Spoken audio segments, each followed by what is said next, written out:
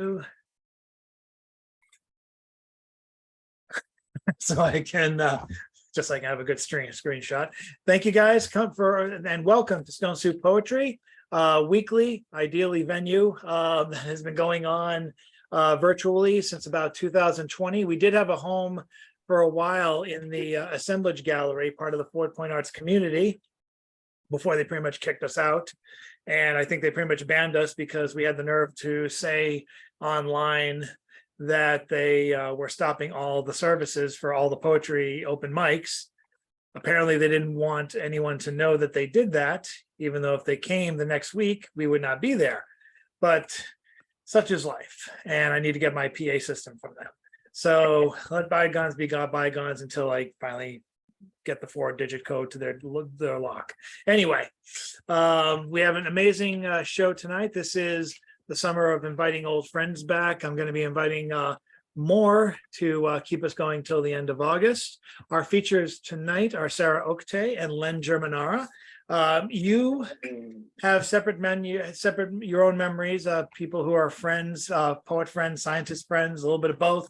I knew Len and Sarah from the days of Bridgewater Poetry Slam, and in good God, was it 2003, 2004? I think it was 2003, because it followed the Cambridge Poetry Awards, as Len Germinara, as Len himself reminded me not too long ago. From the Bridgewater Poetry Slam or Bridgewater Poetry Venue or whatever they called it, it became Poet Tribe or the Pomads. Numerous locations, almost as many as Stone Soup, but not quite. That had an amazing run, but I know them most fondly from the times I made my sojourns from Hyannis to Nantucket to participate in their Nantucket spoken word monthly venue, which was easily hands down the most amazing venue and the most amazing experience. My girlfriend is a Nantucket freak who used to spend time there during the summers. I speak about it and she's just aghast about it. And we regret that we didn't meet like 5 or 6 years sooner, so we could have gone there together. She used to have a summer home there. But since then, they have continued their adventures as authors, poets, poetry hosts, promoters of the spoken word, and now even publishers. Both of them have books out, poetry books out of Len's. Most recently came out actually, I think literally 2 days ago, released on July 10th. And now I'm gonna get the name screwed up, so I'll let you say it, Len. Camerooned. Camerooned, yes. And that's available right now for $15 off of Amazon. I'll be grabbing that before the end of today. And Sarah's, of course, new book is, she has 2 of them. Most recently, the first of 4 volumes coming of essays on the national history of Nantucket. She used to be a columnist for one of the local papers, and I always regretted not being able to get those issues at the time, but now you can collect that. And I believe that's $15 as well. Yep. And she also has a poetry book available, Sifting Light Through the Darkness. That's her very first book, released in 2020. Of course, I'm speaking to an audience that might already have all these books, but hey, it bears repeating. Although hopefully we've alerted you to Len's book, and you can pick that up as well. I'm looking forward to the feature. I'll read the official boilerplate, and might cut off the first 5 minutes of this Stone Soup the Stone Soup intro. First off, Sarah Oktay is a PhD, is a scientist by nature and a poet by nature. She co-founded Spoken Word Nantucket with her husband, Len Germinara. For 12 years, they hosted an open mic that featured performances by some of the best poets in the country and me. She recently published the first 4 volumes of essays on the natural history of Nantucket, entitled Naturally Nantucket, The Sea, Volume 1. She has edited and produced 9 books of poetry for other authors and writing collaboratives. Sifting Light Through the Darkness is her first book of poetry. The second one will be out in December of 2023. She also contributed 2 chapters to Women of the Wild, Challenging Gender Disparities in Field Stations and Marine Laboratories. For the past 2 years, she's given many performances around the country via Zoom, including this one. Len Germinara has been writing, publishing, and performing his poetry for over 4 decades. For 17 years, he ran spoken word venues in Massachusetts from south of Boston to Nantucket, featuring some of the best poets in the country and me. Len has been a feature on WCAI NPR in Massachusetts and Writers on the Air in Sacramento, California. He's been published in numerous national journals and publications. His latest collection of poetry, his previous collection of poetry, Backstory, can be found on Amazon. His new collection is Decameroned, and is due out. Well, it's out now. For bookings, look him up at lenser@hotmail.com. We don't want to lose you, sir. And I'm so excited. I never got to feature Sarah in the venue, and very early, as I was learning how to be a host of any kind, let alone a gracious one or just a host, I remember featuring Len Germinara early on. And if I could do it all over again, I'd give him my bed instead of giving him the couch. I had just moved into South Boston after a bad relationship, and but the very fact that he was there, even for one night, made it feel like home. And I was always grateful for that one feature early in my career as a poetry host and organizer. And I'm glad that both Lynn and Sarah are here tonight. So without further ado, welcome to our other people joining us. Let's figure out, they'll flip a coin between themselves to figure out which one goes first. Here are Lynn and Sarah, and welcome. Thank you, Chad. And I'm actually going to go first because Len's the bigger deal. So I figured I should be the opening act. Both of us are going to read about 15 or 20 minutes. I'm going to attempt to do a PowerPoint about midway through. So hopefully we'll survive that. But it's so great to see so many friends, both old and new here. And I appreciate everyone showing up. I appreciate my Organization of Biological Fuel Stations crew showing up. So perfect timing. So my very first poem is called Mr. Cool. Can everyone hear me okay?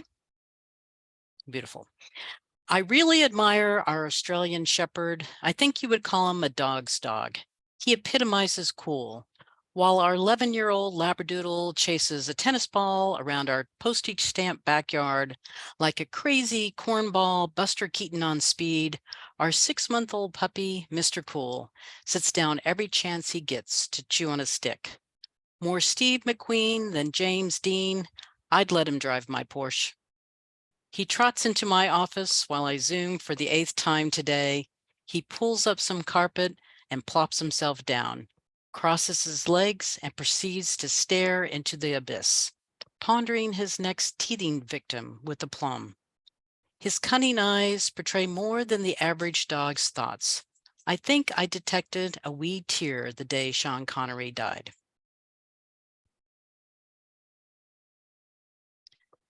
The next one is a very new one called Home, and it's a very fitting one.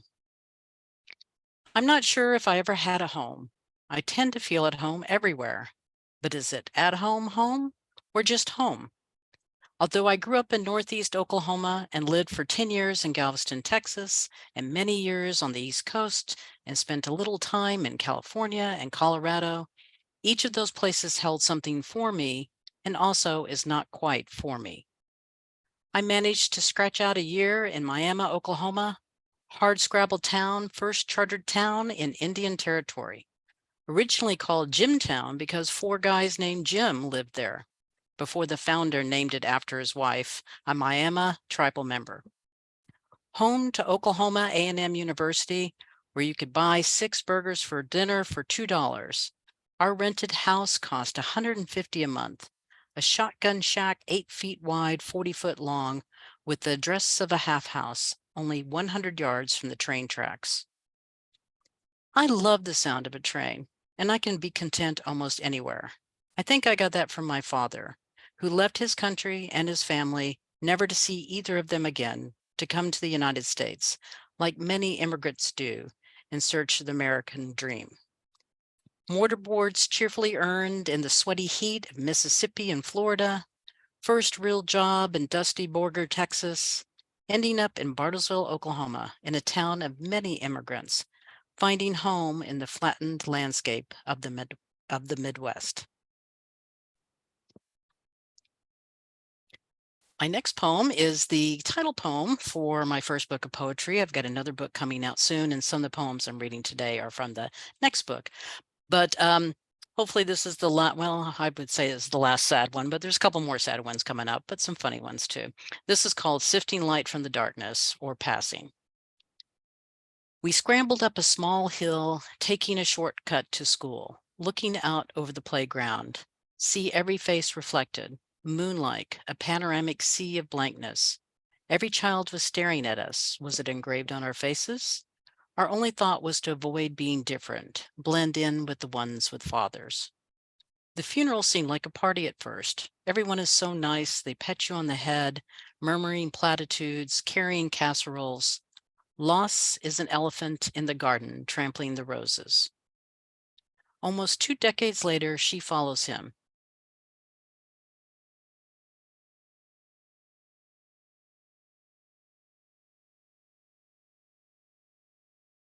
To a better place, they say.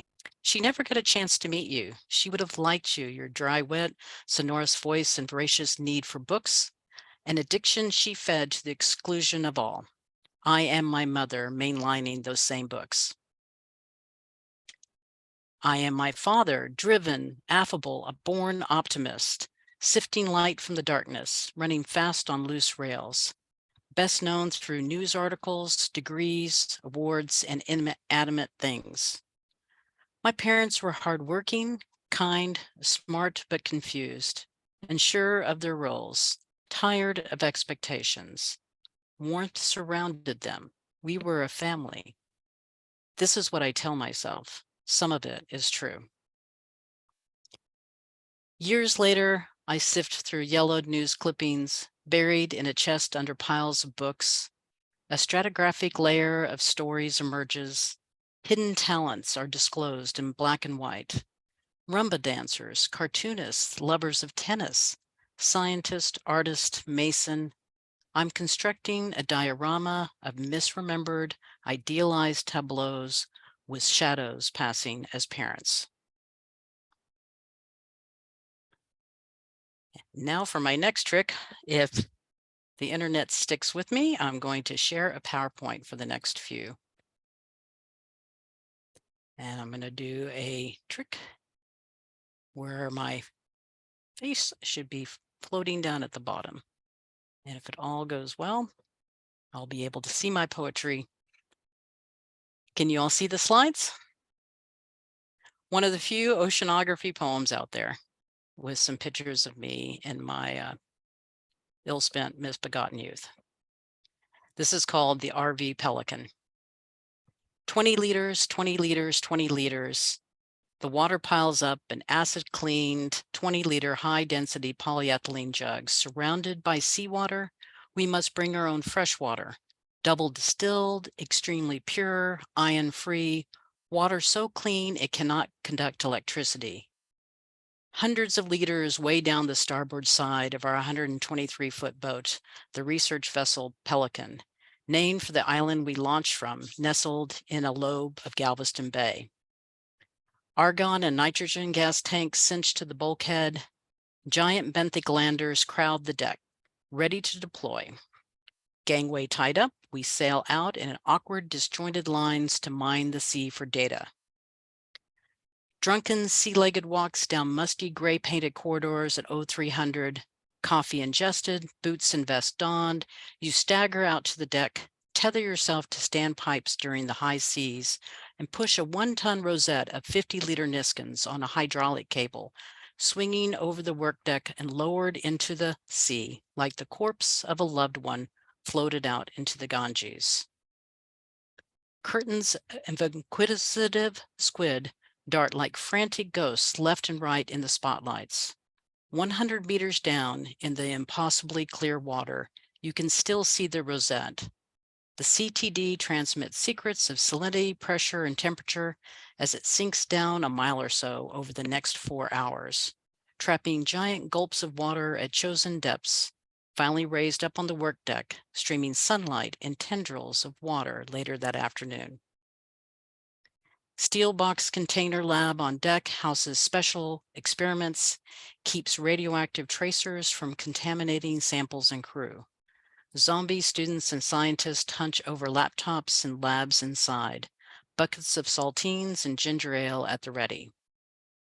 Giant sediment grabs, benthic bear traps hurl to the seafloor, snap shut upon impact, somehow gently bite into the soft gray mud, bringing worms and other creatures on deck. The entire ship will be coated with salt when we return 2 weeks later, satiated, ready to pour over her treasures and find out what stories the sea has to share. This next one is my very first one. Thank you. It's called Zen Geology, and I have a second one to accompany this in my next book. Love geology, and here we're going to talk about it. Zen Geology. The angle of repose gives pyramids the form they long to inhabit. They stay where they are. Sand and rock tumble and stop. Altitude, steepness, and stability fashion a template where gravity dictates where we belong. Awakening, gray, green, white limestone weathers, stop motion images, wind and rain slough the rock, soft sculpture, pure presence revealed. Pink veined granite puts up a fight, resists change while harbors fill with silt. These mountains wear down, shed skin, evolve, become still. We are wearing down, forming the shapes we were meant to fill, the lives we were meant to lead. Colored in, not always in the lines. We age, mellow, character deepens, blunts insecurities, pettiness, and fear. Faults funnel pressurized lava, feelings surface and cool. Holes form, water gyres gouge depressions, file down the sharp edges, create tide pools, miniature oceans, cramped living quarters. Starfish and anemones wave, basking in the soft pool of lunar motion. Pink coral colonies grow, a metropolis of symbiotic creatures, carnival of souls. Atolls doomed to lie in piles on pink beaches in thousands of years. Fine black sand blankets the shoreline, born of cataclysmic explosions, basalt screaming hurled from earth to sky, fetuses wrenched from molten depths. Locks protect hidden treasures, frigid depths, giant sturgeon, glaciated shape mimics deep-holed boats, bathtubs filled with peat. Step locks ferry fish and boats up and down a liquid staircase, a 50-foot pyramid of water, a testament to man's desire to resist their Buddha nature.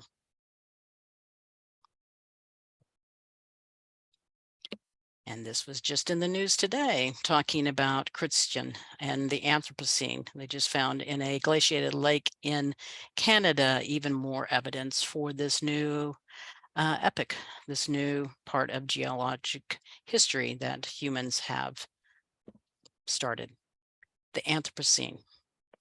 Long before Christian, Revkin, and Stumer popularized the term Anthropocene, you could see the radioactive evidence in muddy river bottoms and ocean sediments, clear as day, dark as night, of a time when nuclear fallout rained from the sky.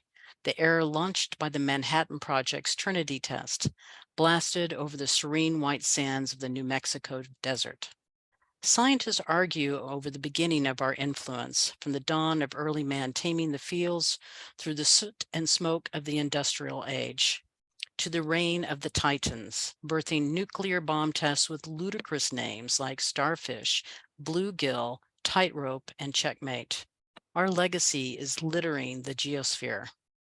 A stack of black ooze, ash, and clay cannot hide the staccato remnants of Chernobyl, nor the smeared faint thumbprint of 3 Mile Island.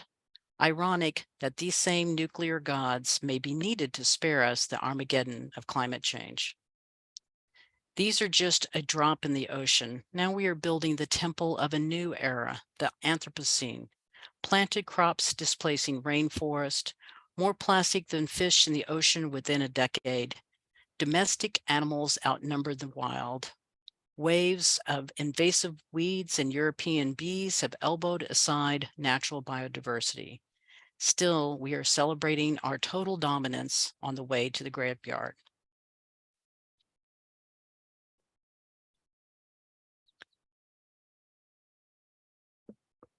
Thank you. Not very cheery, but hopefully the next couple will be. Though this next one is called 9/11 poem. I did a lot of research on 9/11 and found the fingerprint from the ash of the World Trade Center towers in the Hudson River. And so a lot of my research in 2001 and 2002 came from this. And here's my poem about it. Ash, not bones, drifting like snow, covered the city, mortared the bricks, caked the cars, lined the sidewalks, sluiced into the river, spread throughout the harbor. We found it an inch below a layer of common mud in the squishy sediment of the Hudson River. This forever fingerprint will mark a time etched in our minds when hate and determination met grit and despair, and pulverized drywall and molten steel artifacts mixed with a smidgen of recent hospital waste and settled into our hearts. Thank you. A funny one, I did Skype a scientist for 3 or 4 years during COVID. So I would teach all over the country via Zoom, just volunteer. Many scientists do this, hundreds, maybe thousands. So we provided content for students. And this is that story. Throughout much of COVID, I taught 5th graders over Zoom, staring out from colorful bedrooms from New York City to rural California. They were clutching their stuffed animals in costumes and desperate for content. Mask-free, we could communicate as well as the distance allowed.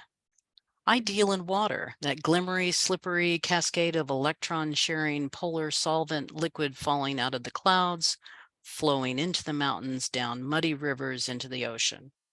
But the kids want me, need me, pleaded with me to tell them about sharks, craving exotic danger and excitement, even while bobbing in the pandemic ocean. How close are they? How old? How many? How big? We'd go through PowerPoints of sharks, basking sharks, whale sharks, goblin sharks, cookie cutter sharks, misshapen monsters of the deep. These stories all more interesting than the tedium and togetherness that even endless fidgeting cannot dispel. This will go well with a comment someone made earlier about poetry. I think it was Richard. My husband is a poet. The name of this, I'm sorry, is Infected by Poetry. I made it many, many years without writing any poetry as an adult, but eventually I succumbed, and hence I have a book. My husband is a poet. Many of his friends are poets. It was bound to happen. I've been to and hosted a lot of poetry shows, a lot, as in many. Had poetry coming out my ears, you might say. And finally, I was infected by poetry. I did not realize it until I was in the shower, muttering to myself in syncopated sentences. At first, I began to blame years of marching band, but that only occurs when I'm walking and my steps fall into a 4/4 rhythm. Nope, this was poetry, poetry that needed to be written down. Of course, I'd encountered Frost in high school, E. Cummings, Whitman, Sylvia Plath, etc., etc. Never did I feel a need to write in a jazzy beat or end all my lines with no punctuation. Now, whenever I am quiet, my thoughts turn to poetry. I doubt it is curable. I have one final poem that is autobiographical. This is my last one. It's called Freedom, a Story. It was 1983 when I first discovered till death do us part meant nothing without consummation. My soon-to-be ex-husband had followed my boyfriend and I to my best friend's rundown apartment in the sad part of Tulsa to confront us red-handed, as it were. My lover and I hid in the baby's room, window exit blocked by a spindly thrift store crib, trying not to laugh at the absurdity of it all, while my friend Steve kept blocking my angry ex-husband and his beefy and angrier wingman running around the apartment looking for us by wielding a metal folding chair like a red cape in front of a bull, imploring them to sit, please, buying us time to escape. We crawled over the crib without waking the baby, fell out of the window into the holly bushes, crept out to his 1973 flat black Mercury Capri, brazenly parked in front, orbit is inscribed on the vanity plate. Slid into the seats, head slow, ocean wash of heartbeats in our ears. Slammed the shifter and reversed, rolled slightly backward down the hill, popped the clutch at the bottom, and sped off to freedom. Motto, always have a manual. Thanks so much. I appreciate, Chad, for you featuring me. And it's so great to see my OBFS friends here. Thank you for being here. And I'll shut up, and now you can hear some real poetry from Lenny. Thanks a bunch. Thank you, Sarah. And Len, over to you, sir. Well, that puts a lot of pressure on me to do real poetry. I hadn't planned on that. I think I'd be remiss if I didn't say that I've long appreciated Stone Soup poetry, and long before I ever went to a poetry reading in Boston, I heard about Jack Powers, and I heard about Stone Soup. And I'm so glad that it continues on today, in whatever way it happens. And for all those people that have fucked with you over the years, fuck them, they ain't here no more anyway. So appreciate you, Chad. And I'm going to talk about Joe Govea.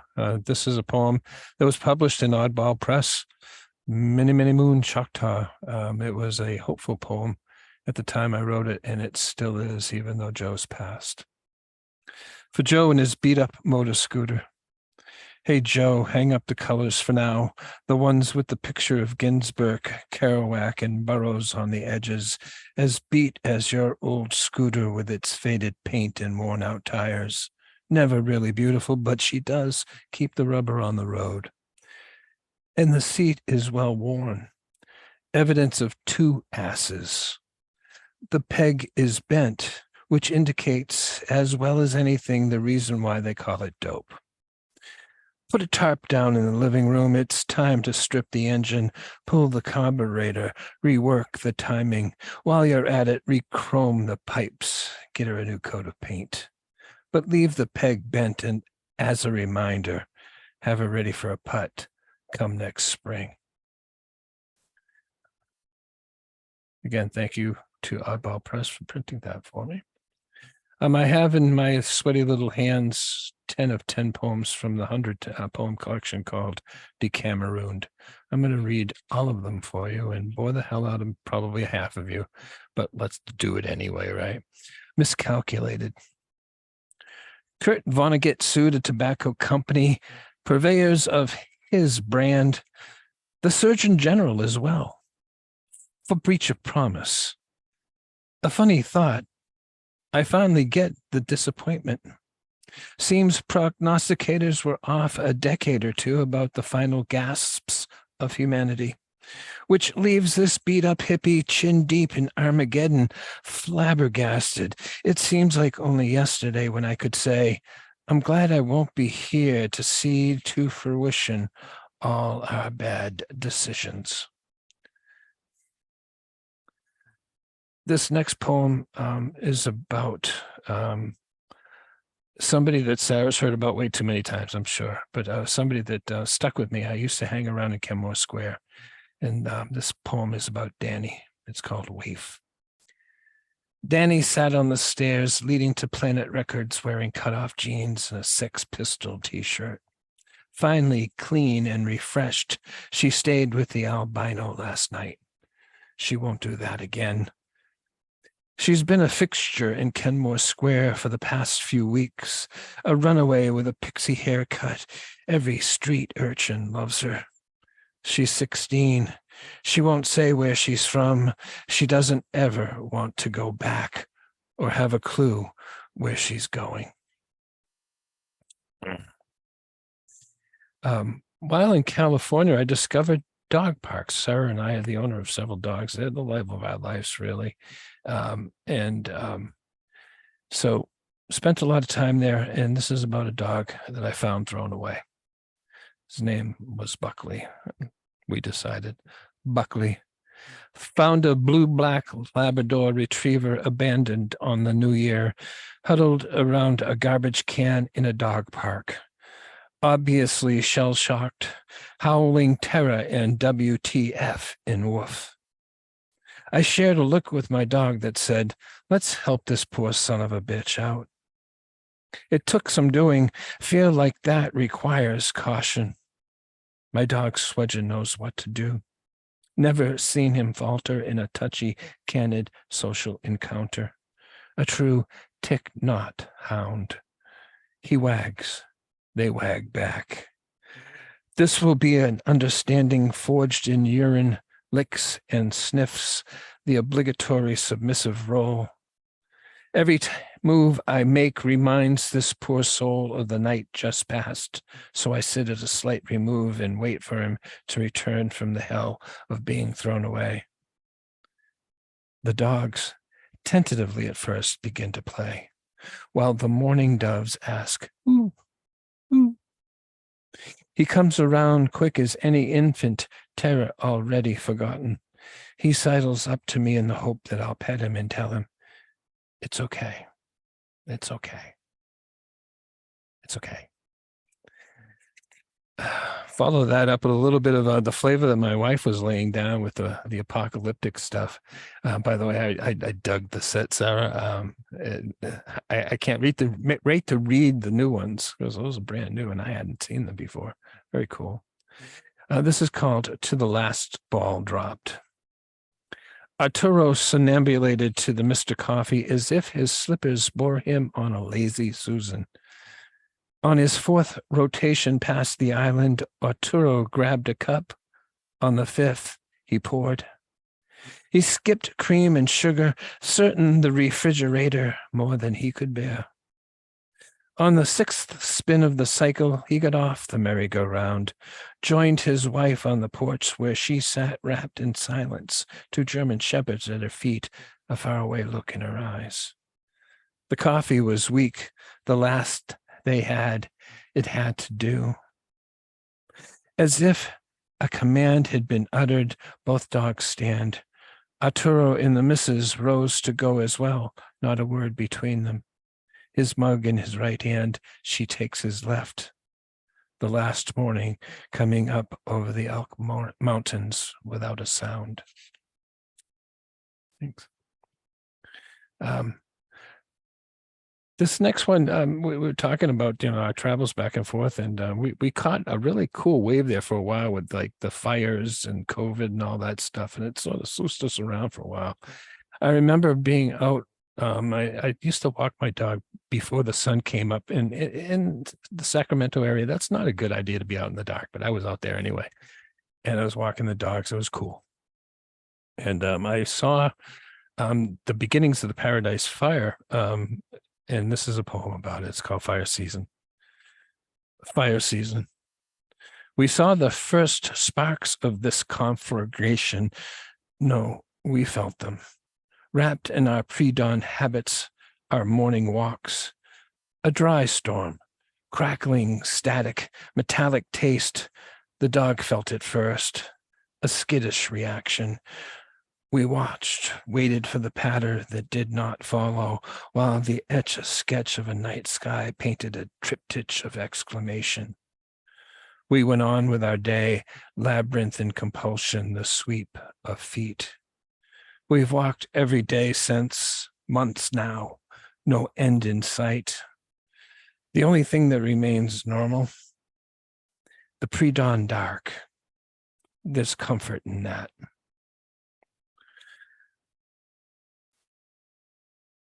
This next poem is called Cold Comfort. My mom's in a memory care facility right now, has been for a while. This is for my mom. Cold Comfort. Having spent some time in rooms with no windows, calling to the nurse that does not hear, is not there, just trying to do the best she can for Christ's sakes. She knows I took a laxative and I'm entirely unable to do this by myself. I worry for my mother because she's in such a room at present. I call her. The calls often end in baleful whimperings through spit lips. Seldom does she call me by my name. Remember the call 10 minutes later. The only solace, if it is in fact solace, is in the knowing she thinks she's at work. Dad's on the way to pick her up, and tomorrow is Thanksgiving. Simpler this year, because it's just the two of them now. How many people read the second book of Harper Lee's? She did too. Did anybody read both of them? Anybody? This poem's called Sample Size. I've long found myself at odds with popular opinion. I seek it, find it suspect.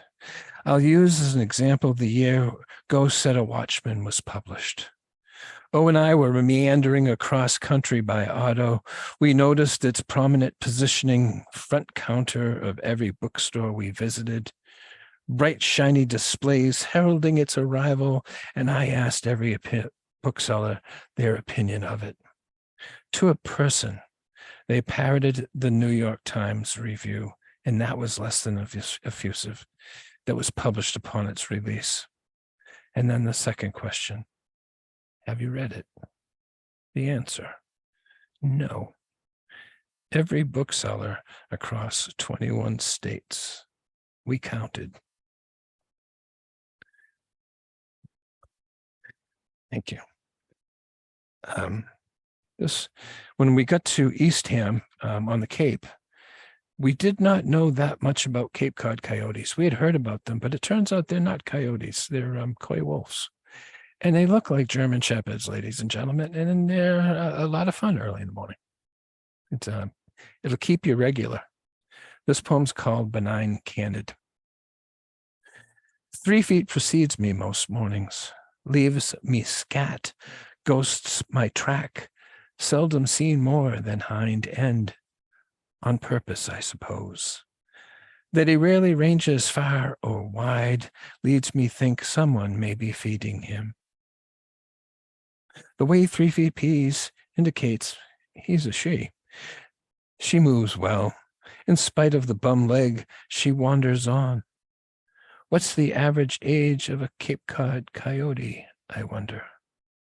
How many more walks together of a morning will we have?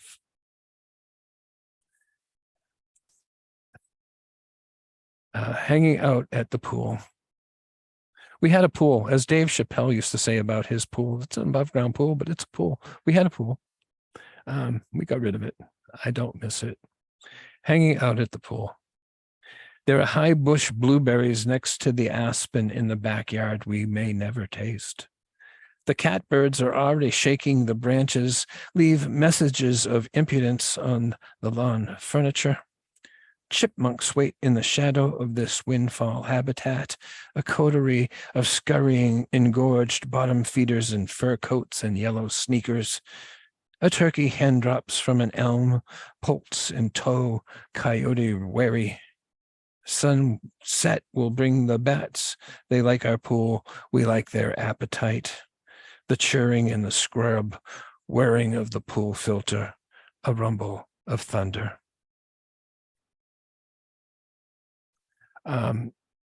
This poem is called Restless Ellie, and it occurred during the Valentine's weekend of 2021. Oh, and I started going a little crazy.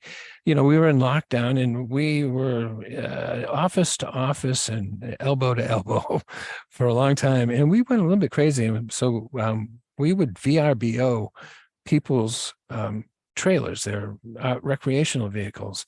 And we thought we'd go and we'd see what an Airstream looked like, because I've always liked the Airstreams. I thought that'd be really cool. And for somebody, 5'5" or below, they're cool. But somebody 5'5" and above, ergonomically, you're going to whack your head at some point or another. And it's not a lot of fun in the early morning hours trying to get to the bathroom. Restless Ellie, Vacation Weekend 2021. Between the door and the dogs, there's a swath unknown to my feet, terrain of a rented camper. 2 nights in the Sierra foothills, a COVID anniversary getaway. My wristwatch is a nightlight when I twist out of bed. There's a big lumberyard truck just going by right now. That's another forest that ain't going to make it anywhere. My wristwatch is a nightlight when I twist out of bed. My phone becomes a GPS for sleepwalkers with restless legs. When our dogs snore, I play it by ear. It's all good. All right, it's okay. Fall back to sleep to the sound of the rain on the aluminum roof of this Airstream B&B Athenaeum with my world all around me. And I wanted to do this last poem. And by the way, Patrick, your background has on its stand a book that I really love. It's called More Than Enough. I think the world of that book. Ooh, available at the SPC right now, ladies and gentlemen. Get you a copy. This last poem comes from my book backstory. And some of us are fortunate to have somebody in the room when we really need them. And that person for the last 20 years has been Sarah. And this particular day is just one of many, many particular days. But this one kind of sticks with me in a special kind of way. Poem's called Goes by Len. The first thing I see, dry erase board with numbers to call, just in case. Then her. I've been filleted to repair discs undone, perhaps completely. Save nerves almost irreparable. I do this because I'm drawn to her next move inexorably. The next heated exchange. Can't think of another reason. Post-surgery, I ask her, am I the most intelligent custodian she knows? She pauses for effect. Says yes. Later that day, I wake in a room with no walls, a curtain between my realities, however tenuous. The party next door is having Mickey D's, a smell most distinct. They're celebrating Big Brother's surviving throat slit and heads stomp. I fall into a fitful sleep, oxycodoned with all its attendant drawbacks. She's there when I wake, sleep, make. During my stay in what was previously a children's ward, now overflow. Glance over my shoulder of a night that does not end, past my ass like a moon of Jupiter, to a young nurse. Hands on her chin, she sighs and says, I won't say yes until I know my other would do what she does for you without question. You lucky son of a bitch. That's my reading, ladies and gentlemen. Thank you very much, Chad. Thank you, everybody, for coming out. And I can't wait to hear what's going to happen next. Thanks again. Thanks, Brian. Thanks, Eric. Jan, I saw you laughing at my little Thich Nhat Hanh reference. That was a highlight for me. Thank you. Whenever everybody gets that, it's like, yay, Thich Nhat Hanh. I'm sure others did too, but you were like, yeah. Thank you. Put your hands together at least 30, 40 times, virtually, visually, however you want to do it, vocally for Len and Sarah. That was fantastic work. And I'm very grateful to have both of you for a double feature. And hopefully when Stone Soup gets an actual physical location, and so do you for that matter, when you do too for that matter, we can actually arrange for a meet. By the way, I wouldn't mind seeing you in the next couple of weeks in your current location. Maybe I'll try and bring my girlfriend down. You can meet her for the first time. I've talked a lot about you, and I'm going to be putting a link in via Amazon to the books, which are all linked under Sarah's name. That is because Sarah's, as she was explaining before the official recording started, has a lot to do with not just publishing, but also editing and putting together books. I remember them working back with even young people from Nantucket back in the day. So their generosity and their hard work should at least be rewarded. Experience their end game, their end product, buy their books online, and you will not regret it. I actually just put an order in for their 2 books of most current books of poetry, and I hope you guys do the same. I'm putting the link in right now. Thank you, Chad. You're always so thoughtful. I want to thank Paul Foster from calling in from Costa Rica. Oh, Nice. Wow. Might be our long distance winner for the day. have you gone to the place where they make the chocolate by chewing on the cocoa? He runs that place. It's not He far oh from he him. oh, oh he I'm d- he- I joking. did. Tirambina is not far from Bayagua.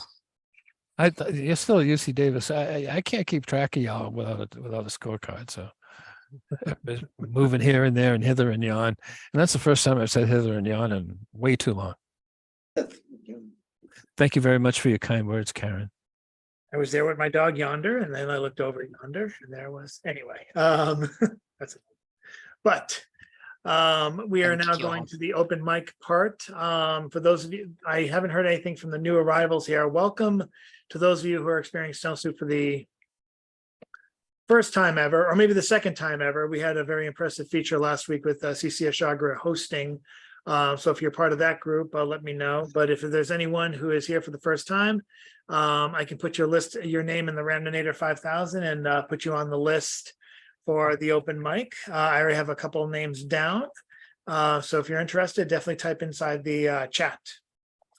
The first person we have coming up is a poet novelist. His crime novel trilogy actually was just released on Kindle and in print, and he'll probably show you a link to that. Let's welcome up Mr. John Wisick. Hi, thanks. Yeah, I've got a book to sell. Here it is. These three novels, The Enigma Brokers, The Shadow Killers, and The Prague Deception, were on Kindle for a couple of years, and finally the publisher got it together and put it all together in one paperback, 450 pages, and I will post a link to it in case you want it. I'll just read some of the opening of the first book, The Enigma Brokers. It would have been better if John Clooney had parked across the street and waited in the car, but Paris traffic wouldn't allow it.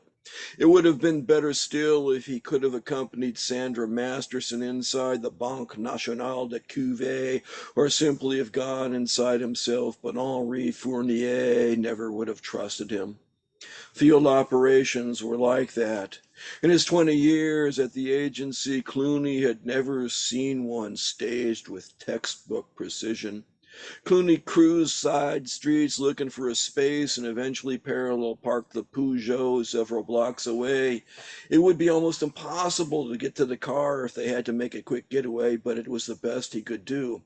Hey, I've got one for you, Sandra said. The Earl of Cliché. You mean like the Earl of Sandwich, except with that he coins trite phrases, Clooney said. Exactly. His coat of arms is a trio of yawns on a field of beige. Well, I suppose it's better than the Baron of Banality or Prince of Personification. Clooney handed Sandra a memory stick. Here you go. I dub you Countess of Smartass. Is that the best you can come up with? Not even Duchess of Dissonance? How about Marquisa of Metaphor? They'd only worked together for a few months, but had already fallen into an easy banter to reduce the tension before operations. Her hair smelled of shampoo from her morning shower, and a crooked nose marred her otherwise perfect features. Someone younger than him would find it adorable, he supposed. All you need to do is insert the memory stick into Fournier's computer. Tapeworm will install itself automatically, and then we can monitor his money laundering from Langley. What boys' club came up with the name for this spyware anyway? Sandra put the memory stick into the pocket of her black pinstripe jacket. I wish they'd used something less macho. Okay, just for you, we'll call it Butterfly or Unicorn. Asshole, Sandra gave Clooney a playful punch in the shoulder. Where were you when they held sensitivity training? Kosovo, I think, Clooney said. I'll be as close as I can. And remember, I know if anything seems wrong, I'll get out of there. We can always try later. She stepped out of the car and leaned in for a final word while resting a hand on the door. You'd better stop by a cash machine because in about an hour you're buying me lunch at a 5-star Michelin restaurant to make up for that comment. Clooney watched her walk away with her matching jacket and knee-length skirt, combed blonde hair, precision cut to fall to her jawline, and flats instead of heels, better for running and fighting. She presented the well-put-together image that would appeal to a lecherous banker like Fournier. Clooney couldn't imagine how she kept her clothes so neatly pressed. No matter how he tried, Clooney's clothing always looked vaguely rumpled. He sighed, took the compact Beretta from the glove compartment and inserted it into his inside the waistband holster by his right hip where his khaki jacket would cover it. To Clooney, a pistol was just a tool, but he preferred one with a safety if he was going to tuck it into his pants. He was just old-fashioned that way. Clooney locked the car and walked to a bistro where he could watch without drawing attention. He eyed the croque-monsieur and the glass counter with longing. He could never get the ubiquitous Parisian ham and cheese sandwiches back home, so he always indulged in France. Proust had even written about them. Clooney passed the sandwich shop. He'd be taking Sandra to that restaurant in a few hours anyway. He settled for an espresso and croissant, paid at the counter, and took his order to an outdoor table under a cloth awning where he had a good view of the bank.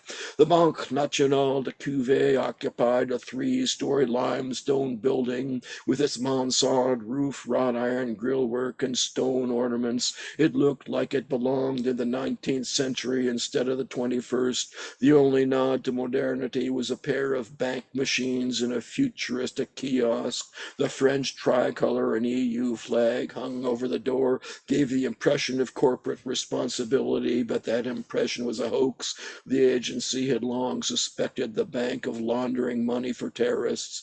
It seemed a new terrorist group metastasized out of the witch's brew of the Middle East every time Clooney listened to the news. The flavor of the month with the Jahangiri network. NSA had intercepted some credible chatter about them planning an attack with nerve gas, hence Clooney's mission to penetrate their finances. He sipped espresso, and as always, the thick, bitter liquid lifted his spirits as if he were drinking a tiny cup of sunshine. He followed this with a sip of water and bite of croissant, which showered the checkered tablecloth with flakes of broken pastry. Clooney tried to appear nonchalant while keeping an eye on the bank's interest. Just a decade ago, he would have hidden his interest behind an open copy of Le Monde, but these days, most people read newspapers on their smartphones, if at all. He took a deep breath and let it out. Sandra was cunning and capable. She would no doubt be back soon, so he'd better start thinking of a restaurant. Where was that place in the 5th arrondissement where he'd shared a bottle of wine with the old guy whose rapid-fire French Clooney could barely follow? The place wasn't pretentious, but the cassoulet had been outstanding. Oh, wait, that hadn't been in Paris. It was in Chamonix. Maybe he could ask the place at the hotel. Merde! Clooney turned to see a stocky man in a leather jacket deliver a stream of invective to the waiter at the counter. Intent on his plans for lunch, Clooney hadn't noticed him enter. He turned back to his surveillance as if somehow drawn by Clooney's indifference. The man approached his table to continue his round. Qu'est-ce que vous pensez, monsieur? Pardon, je ne parle pas français. Clooney lied. His French was adequate, but he had no stomach to put up with a man's complaints. Ah, you are American. You know how to deal with the Arabs. Put them all in Guantanamo, I say.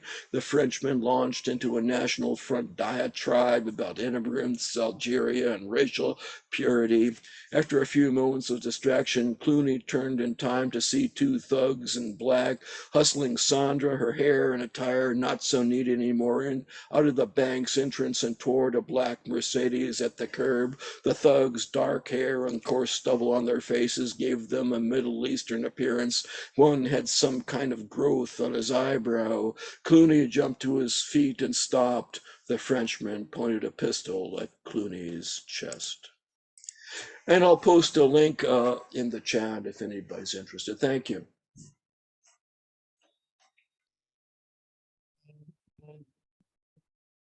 Thank you so much, Mr. Wesnick. I am Going to bring us now, the Remnant 5000 has chosen one of our new Stone visitors to Stone Soup. Let's welcome up Robbie Netzer. Robbie. Okay, I heard you. I'm working on it. All right. All right. What we made of them. When my son was 3 or 4, raccoons inhabited the sewer outside our house. Every night, they'd line up in the dark by the storm drain, a neighborhood as populous as ours, eyes glowing like stars gone nova. My son called them cycorns. I don't know where he got that word, but it suited them, lurking as they did close to the dumpster, snarling if we threatened to come near, choosing the delicacies they most preferred from torn plastic garbage bags full of wilted heads of lettuce, flaccid carrots, spoiled beef stew they extracted with their agile fingers. My neighbor came home one day from the grocery to find a raccoon and her kids standing in her kitchen. They had entered through the dog door, foraged in the pantry for the 10-pound bag of kibble, ravaged the fruit bowl. She had to call a wildlife specialist to remove the raccoon family from the house before they shredded the sofa, filled the place with fleas. How far these urban dwelling raccoons were from the meticulous and clever creatures I had seen on nature films with pointed elven faces washing up before they ate. Orchards and woods are mostly gone now. Sewers serve as raccoon freeways, shortcuts to the closest park or vacant lot.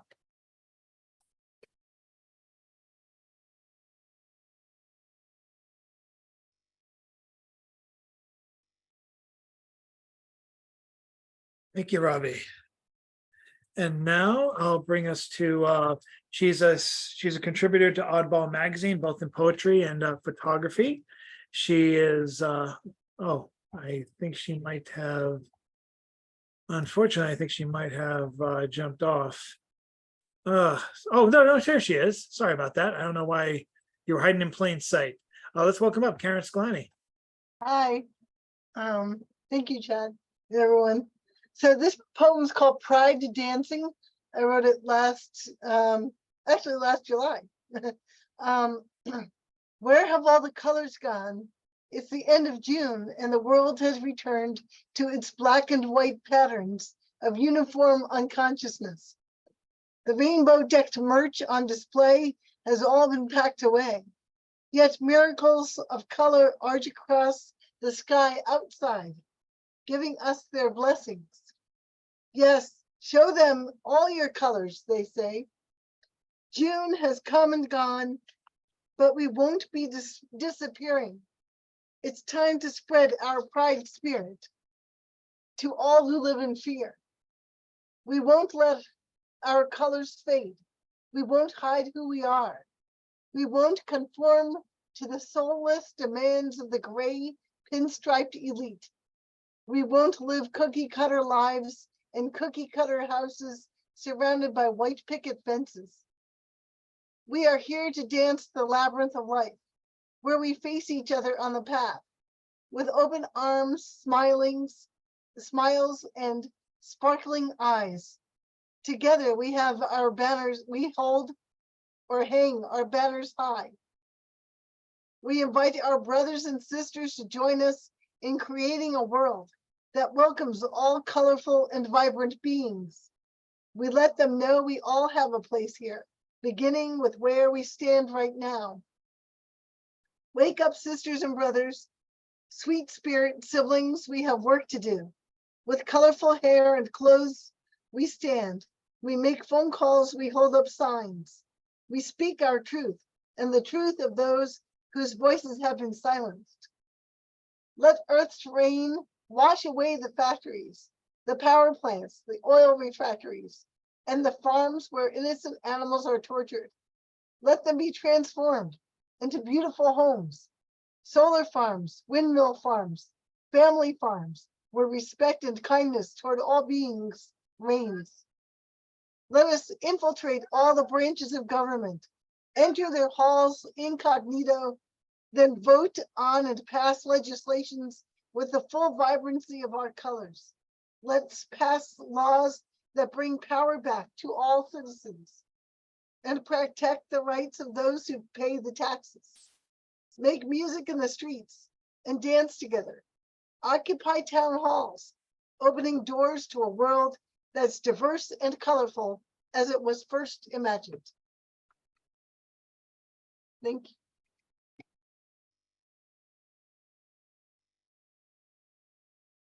Thank you, Karen. Check out our work at Oddball Magazine and check out Oddball Magazine in general. We accept submissions all year round.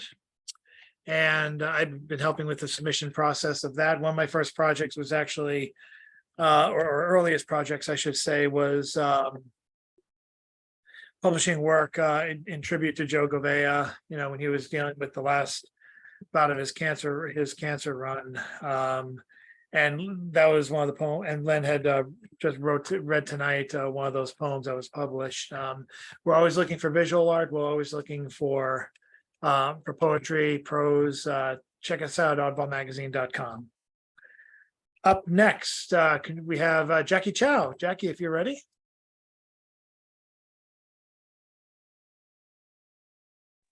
Yes, I am ready. I turned off my video so my sound would be better. Okay, the first poem I'm gonna read is called The Nest. Sometimes I wish to be a raven in the sky, a silhouette, then a small dot, disappearing into the blue. If only I could flee this home for the broken winged, escape its familiar language, words that can only bandage, but not sew back the lost parts. Perhaps this nest is not my prison, but the voice in my head telling me I cannot do it, that locks my wings from flying. Do we have time for another one? Go ahead. Or we have to go around first? You can go Okay. ahead. Okay, let me read another short poem which I just wrote. It's called The Writer's Block, and it's inspired by the prompt searching for words at another poetry reading. Okay, so it's called The Writer's Block. Searching for words, I grabbed the green apple from my desk and bit into it. Though I'm no fan of apples, I prefer their tartness, their coolness against my lips, to this dogged search for words.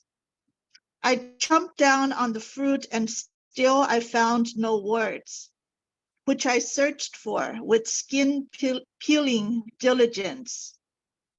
The apple was gone, its core ready to be tossed away, but not this writer's block. Thank you. Thank you, Jackie. And up next, another newcomer to our open mic. Let's welcome up. Whoops, where did his name go? Did I just drop it?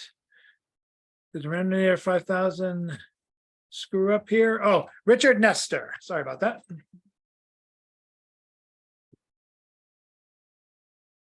Okay. In case there are any non-poets or non-poetry readers in the Facebook audience, this poem has one technical word, shazura, which is almost a one-word tongue twister for me, but it means a pause. Whose woods these are, pause, I think I know. Okay, shazura. The poem itself is called Falling. Few people know this, but Patrick Swayze got sick from being too handsome. Seriously, that's what my girlfriend says, who sometimes falls asleep reading movie magazines from a pile she keeps by his bed, by the bed. She's nuts, of course, but then I watch Roadhouse multiple times over a single weekend and start to wonder what sort of devil's deal he might have made and whether it was worth it. No human male has ever looked better with his shirt off. Whenever I read a draft of this poem in public, the women in the audience fan themselves.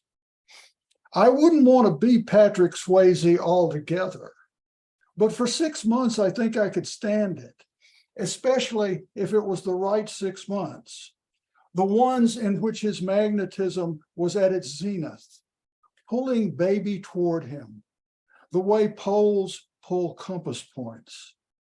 Not even the wicked fabric of earth could slow them. The moment she first thinks about kissing him, her eyes cross and stay that way for the rest of the movie. Why crossed eyes should be so outrageously sexy, I can't tell you. Nor can I account for charisma. Even gorillas have it, apparently. I saw one on TV, the world's most photogenic gorilla, they called him. Think an extra hairy Marlon Brando in Streetcar. He could even flirt, a whole battery of sidelong glances. The female gorillas adored him, and according to his keepers, he was an exemplary parent. How's that for being inhuman? Maybe it's the vegetarian thing. In any case, I'm crazy about Patrick Swayze. I like him far better than any Linklater, more even than the film noir Lothario with the all-female boat crew who sailed over the horizon, was atomized by spirits, and never heard from again. My reverence is pure, Patrick, with an honesty that can't be squeezed into wishes or made to stay where it's put. It won't even stay in my dreams, which are plotless and distant, like perfect sleep, or a poem that is all Shazura's.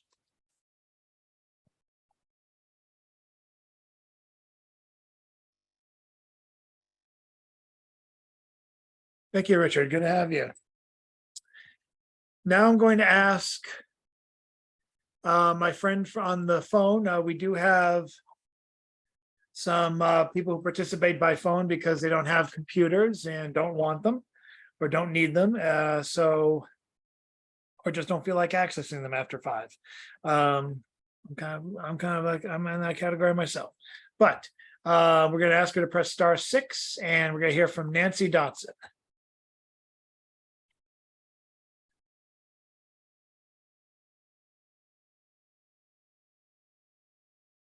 $10,000 heavy bowling pins. When pins are on fire, one bowl rows and mows them down. Heavy pins on their side. In my dream, I see 10,000 pins. Concentrate until the bowling pins lie down, down, down.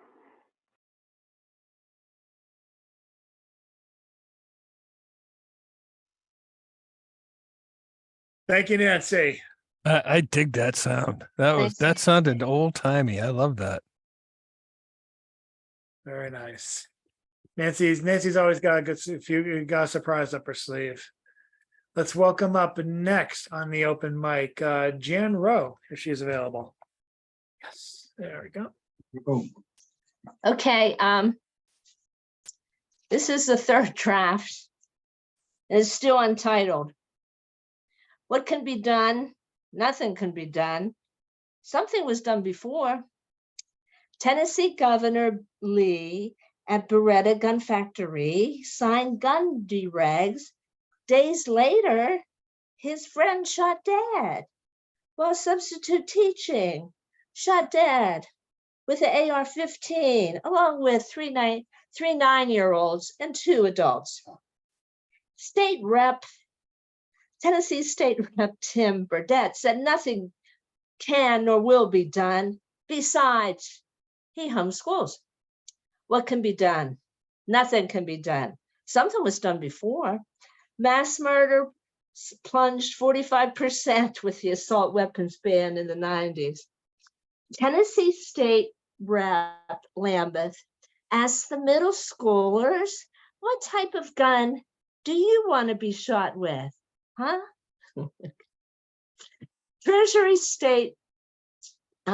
State Rep Andy Farmer termed it a temper tantrum, a peaceful protest of students, parents, grandparents, clergy. A temper tantrum? So when Bush-Cheney regime repealed the assault weapon ban, mass murders increased 245%. Recently, Japan had 3 deaths that year, including their prime minister. We had 37,000. What can be done? Nothing can be done. Something was done before. The Tennessee House, they did something. What has the Tennessee House done? They acted to protect gun manufacturers against lawsuits because, just a coincidence, about the same time Sandy Hook got 73 or 93 million from gun manufacturers, just a coincidence. And they made it so you can turn in or report any teacher that makes anyone feel bad. That's what Tennessee State House did. Thank you. Oh, it's a little grim, isn't it, honey? Thank you, Dan. And I wanted to take a second to see if Mr. Patrick Grizel was interested in reading. I wish he had to just step off a second ago, No. but he really enjoyed the reading. He's so good. I'm sorry that we don't get a chance to hear him. Well, it looks like he's still on the call. So I don't know if he's only temporary, but we can go on to our next person. I think the last person on the open mic, unless anyone raises their hands. This is one of Oddball Magazine's poet columnists. His column, It's All One Thing, is kind of a chronology and a timestamp on an ongoing narrative of not just the poet's own life, but also the life of like Boston, the Boston poetry scene, politics, and everything else that adds well, it's all one thing. It is published every Thursday morning at 11 o'clock. Let's welcome up Mr. James Van Loy. Okay. So I have a poem here that has a little quotation from a Marshall McLuhan that goes with it called Your Family. The family circle has widened. The whirlpool of information fathered by electric media, movies, Telstar, flight, far surpasses any possible influence mom and dad can now bring to bear. Character no longer shaped by only 2 earnest, fumbling experts. Now, all the world's a sage. And this is a poem called Labor Day, 1977. Just separated from my wife and 5-year-old son, living in a small utility room on the then poor side of Beacon Hill for a few months, trying to survive on $80 a week, really knowing I couldn't make it. I go over the hill from Myrtle and Joy Street on my way to Boston Common to fly paper airplanes in air on the breeze that brings the sound of transistor radio playing disco, interrupted by the news to say in Ohio, the KKK was demonstrating in front of their state house. And I could already feel it with Jimmy Carter just having taken office a few months before, but already the age of Reagan was looming there with me staying alive, blasting on tiny speakers, and white supremacy poking out of Supreme Court decisions, equating money and free speech. I could feel it coming at me, at all of us there. Another fake Labor Day. No one even dares mention the actual workers, if labor is some separate from humans who do it pure Marxist alienation, all the dirty work, endless tasks, chores, operations would fill up, and all too often totally overrun my life for the next almost half a century, only to find myself back on the common all these years later, still throwing my paper planes up into the wind, where now an updraft catches this tiny one from my notebook paper given by my granddaughter and lifts it way up above the trees, out over Trade-On Street, and up the face of this old 8-story building, and then over the top of the roof where it hovers before it finally disappears, still flying. Thank you. Oh.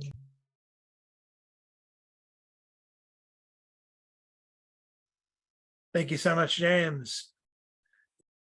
And it does look like Patrick did leave, his icon did leave us as soon as I introduced James. So sadly, we'll have to forego his reading, but hopefully we'll have him back at some point. We'll see what happens with some of the people I hope to have come to Stone Soup. It's going to be kind of like my own miniature Poet Tribe Bridgewater revival tour. So that's going to be a lot of fun to go over this for the rest of the summer months. So I'm looking forward to that. But most of all, I'm very grateful to Len and Sarah for their wonderful reading tonight. If that's not reason enough for you to go pick up their books, I don't know what else to tell you.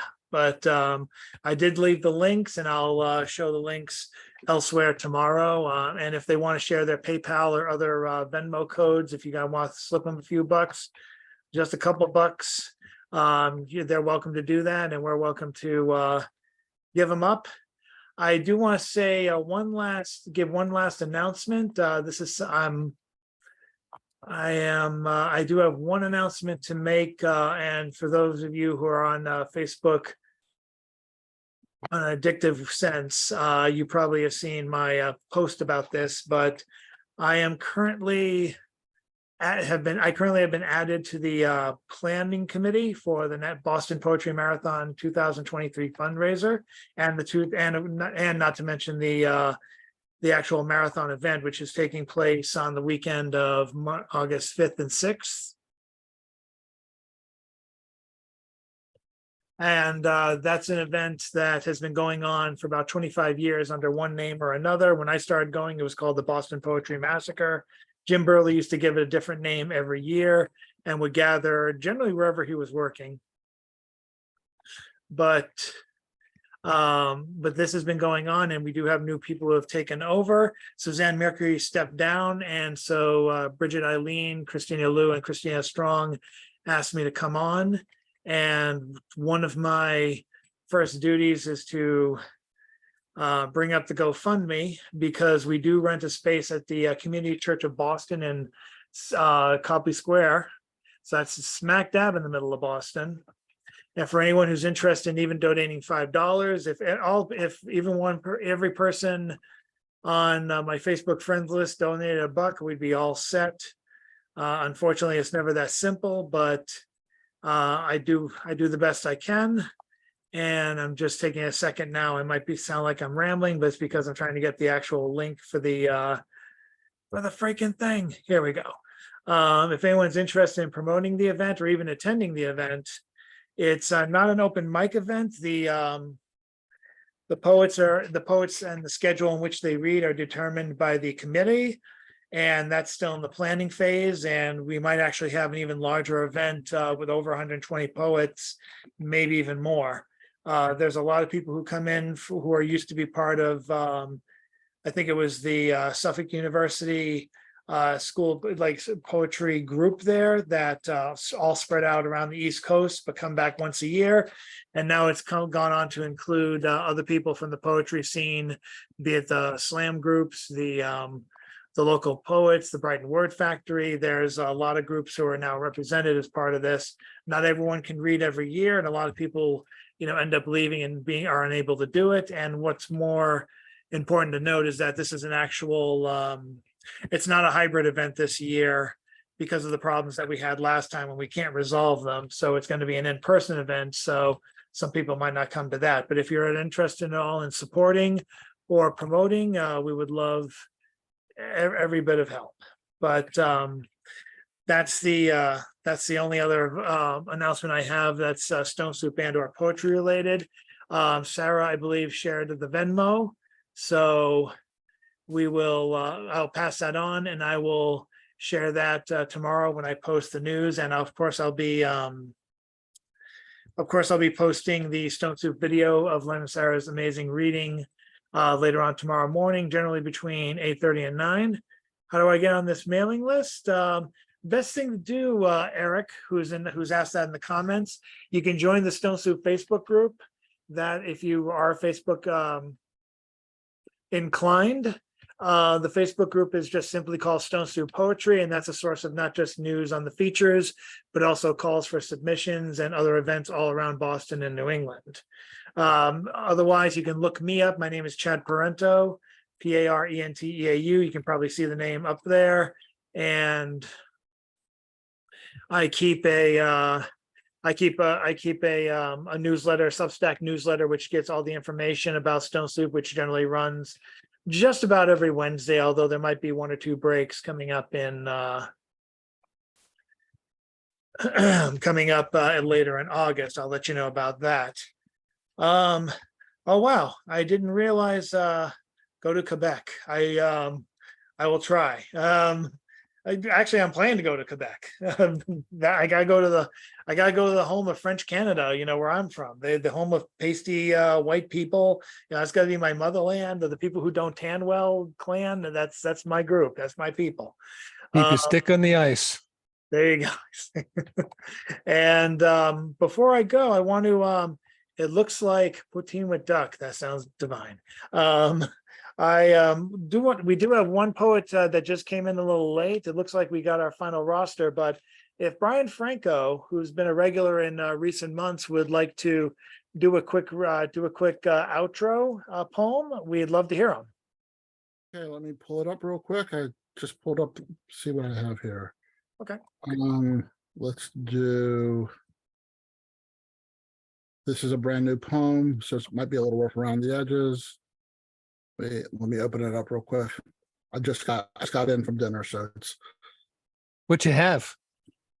I went to a new beer tasting room. I don't drink, but they had a very interesting grilled halloumi sandwich with jus, mayonnaise, and vegetables. And then I also had a kale salad that was really wonderful too. He was doing so I well. think that. Well, no, actually, I felt that they could have done so much by putting the kale salad on the top part of the sandwich and left some of the stuff off that was on it. But I didn't give them that advice. So, but anyways, how to lay claim to tears not born of your own eyes. The raindrops on my windshield are a million never-ending tears from the heavens. I believe this sudden saltiness in my mouth is the salt from my mother's tears. Is she crying about my disappointments? Is she crying because I am still trying to make her proud of me? Maybe I am imagining her tears as full of salt when afterlife tears are instead laced with clover spun honey. Imagining such things can only be a guessing game of what makes sense up there, because nothing ever makes sense 100% down here. Is doubt non-existent up there? Are there tears, gifts given to us in the form of fortitude and optimism? Or maybe rain is only rain that sometimes looks like tears on windshields that replaces itself faster than windshield wipers can wipe. And maybe the sudden saltiness is a side effect of either impatience or thirst brought on by salty food. Thank you.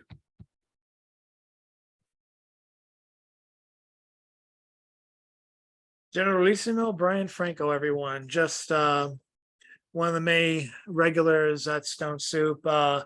Again, anyone who's interested in coming to Stone Soup, best way to follow us is the Stone Soup Facebook group. I do have a self-serving Substack newsletter where I also publish articles. But if you're interested in following either way, just look up my name or just look up Stone Soup Poetry on Facebook, and you'll be well on your way to getting regular updates. So again, thank you very much to Len and Sarah. We're gonna close things out on the highest of high notes, and then tomorrow we're gonna wake up to Len and Sarah's feature again as on YouTube and link the hell out of that. We're looking forward to it. And ruin your oatmeal all in one swoop. Jesus God. Thank you, Len. Thank you, Sarah. I look forward to talking to you later. This is, and Len's already doing it, the obligatory wave. We are, could be like this every week, guys. All we need is you. And we pause. Thanks for having I tried us. to do this, but it just looks like this, a constant blur. But thank you guys very much. Enjoy your evening, and the show is over. See you next time. Thank you, Chad. Thank Thanks everyone for coming. you. Right. It's great to see you all. Bobby. Thank you. Timo.